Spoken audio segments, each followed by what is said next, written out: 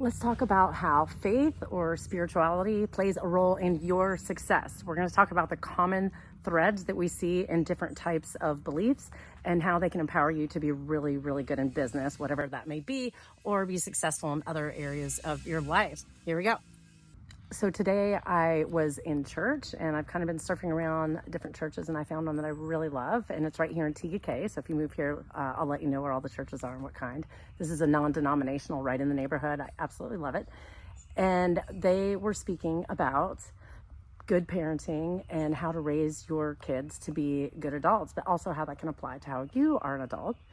And all of these things straight out of the Bible were completely in resonance with the same things that I've been learning in my many years of personal development teachings and reading books and meditations and being one with the universe and energy and manifestation and all that kind of stuff, which I'm really into as well. But I do have like a Christian heart. So whatever religion or belief or it doesn't matter, as long as you have something that gives you some faith that can give you a real leg up and a sense of support and a sense of direction and a moral center when it comes to being your best self. Number one.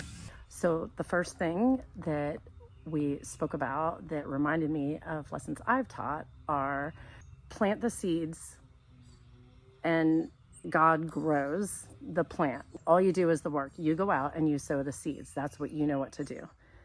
You don't make the plant grow, right? That's God. He turns the seed into the plant and then you reap what you sow. How many times have we heard this in one form or another? So this is something that I've learned a lot. I mean, James Clear in Atomic Habits talks about tiny habits, atomic. They build up. You lay the foundation with habits. Everyone says these lofty goals, but it is the habit that gets you there, the seed that you plant that blooms, but there is a surrender to it. Just do the habits and the fruits will come on their own. So that was something really good. Number two, what you put into your heart is who you will be and what you will turn into. So that is like you bearing the fruit of the tree that you are. So it's what's in your heart.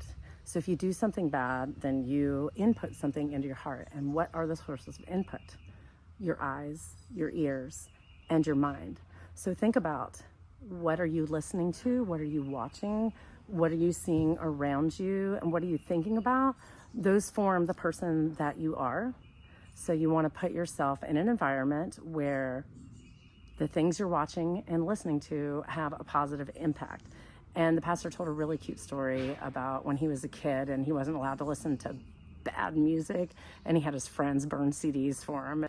And he was getting this, kind of negative input, and he thought he was like really cool doing it, but how that affected him a little bit. When I have been in like my personal development teachings in the mastermind groups that I'm in, which are M1, founded by Rock Thomas, and Go Abundance Women, founded by Kelly Resendez. Really great groups. Let me know if you want to know more about joining one of those. They've been absolutely life-changing for me. But in those groups, it talks a lot about what are you feeding your mind and having a healthy mental hygiene and healthy brain habits, and you can rewire your brain. This is something Joe Dispenza talks a lot about within meditations. It's like, what are you feeding your brain? Because if it has received bad things, it creates a groove and a neural pathway that your mind will follow, but you can reset it by putting new input in, thinking more positive thoughts, and it was right there in the Bible. So I'm learning it in all of these different forms, and that's why I'm saying, like, whatever your religion or beliefs or spirituality is grounded in, it's all going to come back to these central things. Number three, the 5 people you surround yourself with are who you are. Now, this is a big thing in personal development. Like, who are the 5 people you surround yourself with?